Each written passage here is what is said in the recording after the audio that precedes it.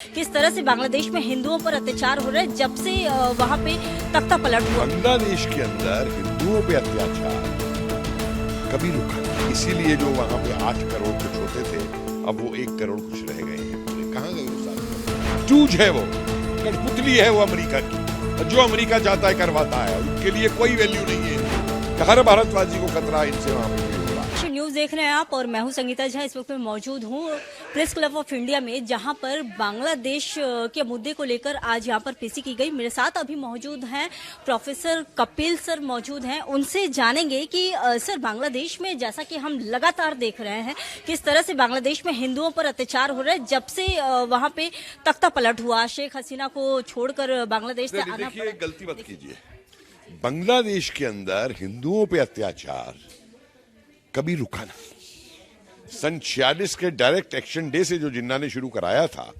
तब से आज तक बांग्लादेश में लगातार हिंदुओं पर उत्पीड़न होता रहा है।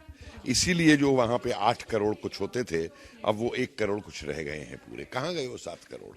और ये जो बात होती है कि सरकारों से बात करो बात होती है, वो 2-1 महीने रुक जाते हैं फिर शुरू हो जाते हैं।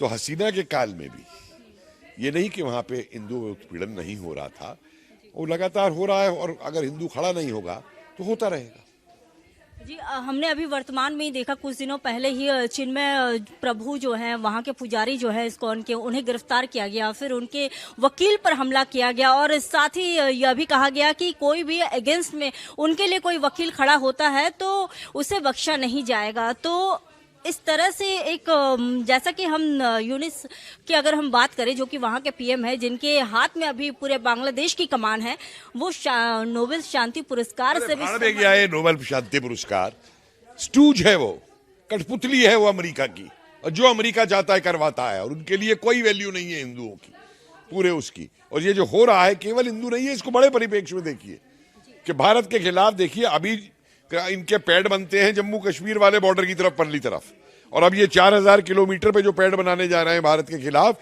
इसको एक भारत की पूरी बड़ी सुरक्षा की दृष्टि से भी देखिए पूरे उसको कि हर भारतवासी को खतरा है इनसे वहां पे जो ये हो रहा है।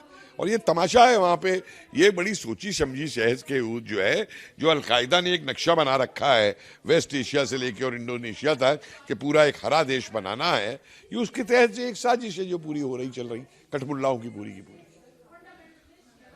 आगे उनकी सुरक्षा के लिए क्या लगता है, क्या सुरक्षा का एक ही रास्ता है मैडम। जब हम 71 के अंदर न्याजी के बंकर के ऊपर हमारी वायुसेना बम डाल सकती है, तो आज ये सब राडार के ऊपर है, हमें सेना भी भेजने की जरूरत नहीं है। मिसाइल डाल के इन फेनेटिक्स का एक ही इलाज करके 10 मिनट में इन्हें तबाह कर दिया जाए, इसके अलावा और इनका कोई इलाज नहीं। बातचीत से कुछ निकलने वाला नहीं है, मेरे से लिख के रख लीजिए आप। तो यानी कि ये जो बांग्लादेश में जो घटनाएं हो रही थी, आप कुछ देर पहले बोल भी रहे थे कि ये रिफ्यूजी बनकर हर जगह जाते हैं, उसके बाद फैल जाते हैं, तो भारत में इसका कितना असर अभी तक हो चुका है या आगे और हमें देखना है? आप देख ही रहे हैं जो हो रहा है भारत के अंदर। अब जाके भारत वाले जागे हैं कि क्या हो रहा है, और वो जाग करके अगर इन्हें बाहर नहीं निकाला गया है, जो रोहिंग्या और ये वाले हैं बांग्लादेश वाले आए हुए, तो ये तो यहाँ भी वही कदर करेगी और करते नहीं है। क्या सर तन से जुदा के नारे भारत में नहीं लगाए गए? क्या वो शांतिपूर्ण नारा था? तो ये तो करेगी और दंगल करेंगे, क्योंकि इन्हें भारत के संविधान की वजह से इन्हें सब छूट मिली हुई है। पश्चिम बंगाल जो कि लगातार जो सुर्खियों में रहता है, बांग्लादेशियों से जो उत्पीड़न, जो बांग्लादेश से जो मुस्लिम आए हुए हैं पश्चिम बंगाल में, उनसे लगातार जो है पश्चिम बंगाल में जगह जगह हम देखते थे, दुर्गा पूजा में भी देखा, हर जगह ही देख रहे हैं कि अब ममता को थोड़ी अकल आ रही है। शेख हसीना का हाल देखने के बाद कि शेख हसीना के साथ इन्होंने क्या किया है, तो अब ममता को अकल आ रही है और ये समझ में आ रहा है कि जो कठमुल्ले हैं ये कठमुल्ले ही रहेंगे, चाहे ममता उनका कितना भी तुष्टीकरण कर ले। तो अब थोड़ा ममता जाग रही है इसकी। धन्यवाद।